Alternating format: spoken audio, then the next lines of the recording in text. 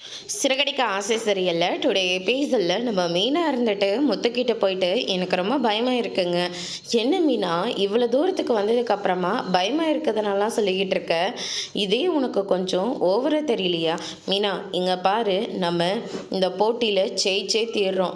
உன்ன மாதிரி கஷ்டப்பட்டு வந்தவங்க எல்லாருக்கும் நம்ம ஒரு நல்ல வழியை காட்டணும் அப்படின்னு சொல்லிட்டு முத்து சொல்லிக்கிட்டு இருக்காங்க.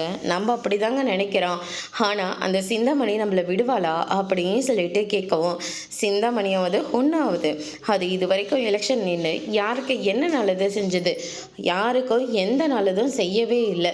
ஆனால் நீ நல்லது செய்யறதுக்காக வந்திருக்க மீனா, கண்டிப்பாக இவங்க எல்லாரும் உன்னோட பக்கமாக தான் இருப்பாங்க. ஏன் இப்போ அந்த சிந்தாமணி கூட இருக்கிறவங்க எல்லாரும் கூட உன்னோட பக்கமாக வரலாம் இல்லையா அப்படின்ற மாதிரியே சொல்கிறாங்க. இதை கேட்டோன்னு மீனா இருந்துட்டு நீங்கள் சொன்னதுக்கு அப்புறமா தாங்க எனக்கும் கொஞ்சம் தைரியமாக இருக்குது.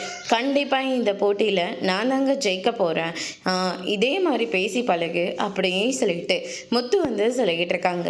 அதுக்கடுத்து தான் விஜயா இருந்துட்டு இதுங்க ரெண்டும் பேசிக்கிட்டு இருக்குதுங்களா, கண்டிப்பாக இது தோக்க தான் போகுது, இதுக்கு என்னத்துக்கு ஒவ்வொரு பில்டப்பு அப்படின்னு சொல்லிட்டு விஜய் ஒரு பக்கம் சொல்லிக்கிட்டு இருக்காங்க. அண்ணாமலை இதை கவனிச்சுட்டு, உன் வாயில் நல்ல வார்த்தையே வரவே வராதா?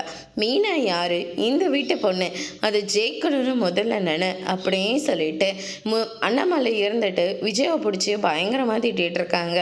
அதோடு இன்னைக்கான பிரம்ம முடிச்சிருக்காங்க. இனி சிறகடிக்க ஆசையில் அடுத்தடுத்து என்னெல்லாம் நடக்க போகுதுன்றதை வெயிட் பண்ணி பார்க்கலாம்.